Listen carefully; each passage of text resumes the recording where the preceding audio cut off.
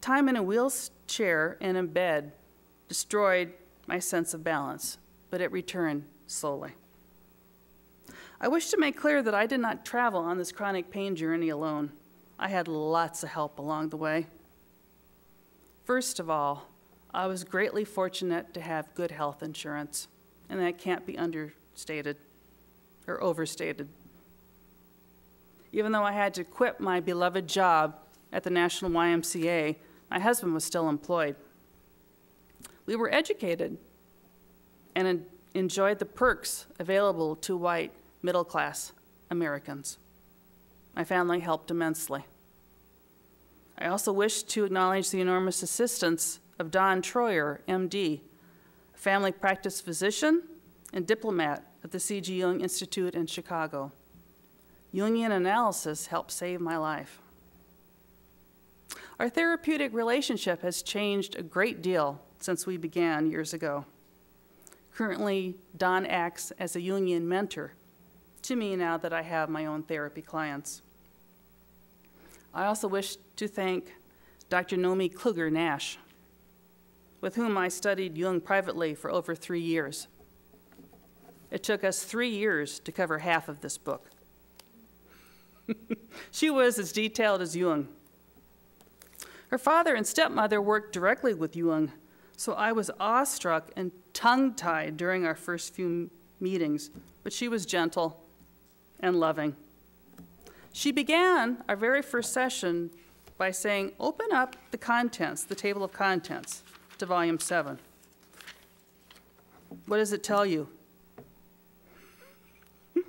What I didn't say, but what I was thinking of is, my God, your father worked with Jung, and I'm this nitwit who doesn't know anything, and you're asking me what this says to me. This says I don't know squat, but I tried to come out with some sort of reasonable answer, but I wasn't too successful.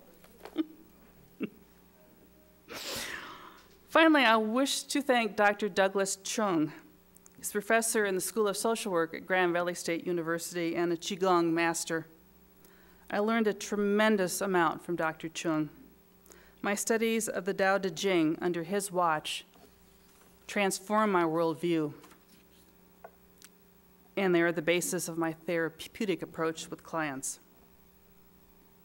Much of my own reading and research over the past 8 years, along with my graduate coursework, has been related to examining the treatment of chronic pain in the United States, as well as trying to figure out what exactly happened to me that first weekend in the pain program. For nothing looked the same. I didn't feel the same. I didn't think the same. I was somebody else. And after all, it's true in the tradition of the West. I need to know. Give me some answers, please. Just tell me what and why. All right? Come on, come on, come on, come on. Right? That's how we are.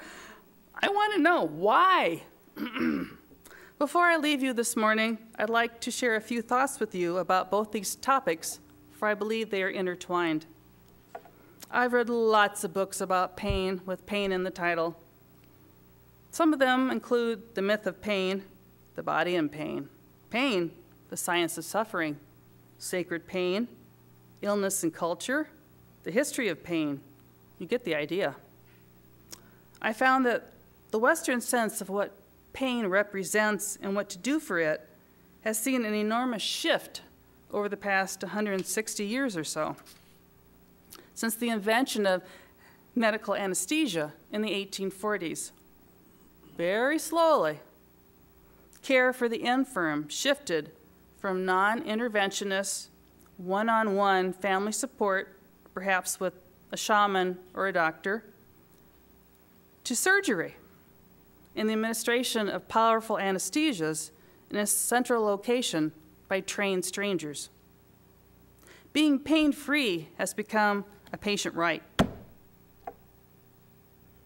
Understandably, given the choice between hurting and medication, the vast majority would opt for painlessness, says a passage in the book Sacred Pain. In fact, I read an article published in the Journal of Legal Medicine about 9 years ago that had the title, freedom from pain, establishing a constitutional right to pain relief.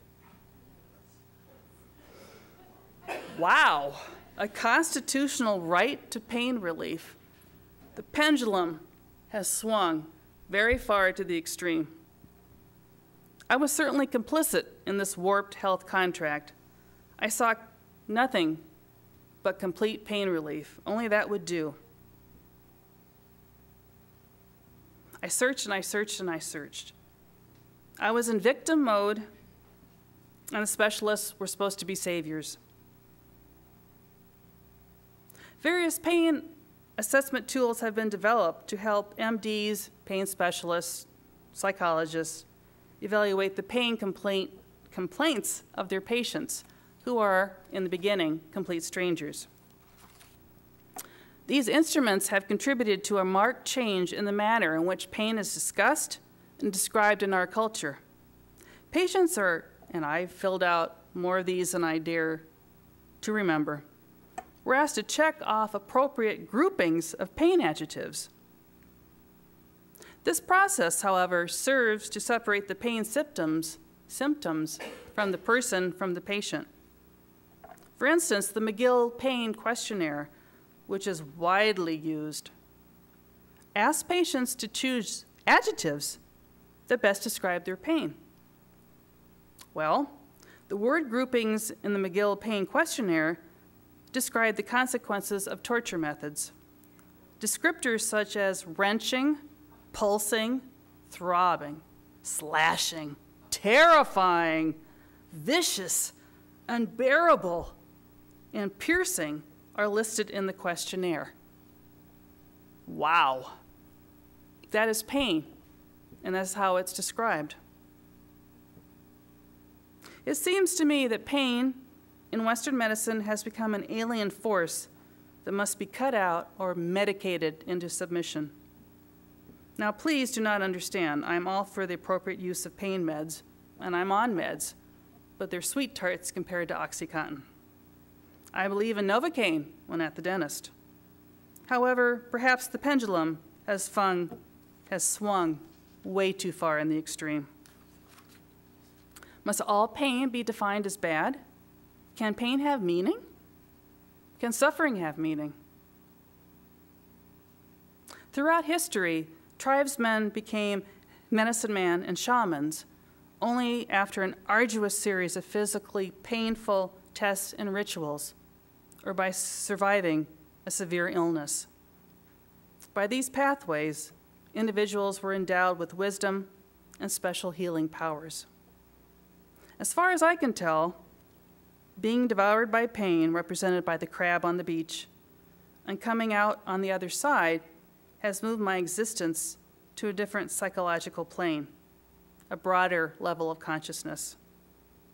The numinous encounter with the unconscious that I experienced that first weekend at the pain rehab program prompted a complete ego deconstruction and submission. But it also opened up a channel of communication between my ego and the unconscious. I believe that only through contact with the unconscious, or the divine, or God, whatever language you wish to use, I'm able to function as well as I am, in spite of the mind-bending pain I endure. I could never do this on my own. My ego is too weak, and my body is too fragile. I can see myself in pain, but I do not identify with the affect, which is a fancy way of saying pain no longer scares me and grabs me by the neck and throws me around. My body is my friend at long last. My extroversion is now matched by a healthy dose of introversion. It's paradoxical that I have found, finally, freedom and peace by working through the severe limits forced upon me by my illness. But now, I understand that it's not so much choosing to be in pain or to be pain-free as it is to hold the tension between the two. Thank you. Amen.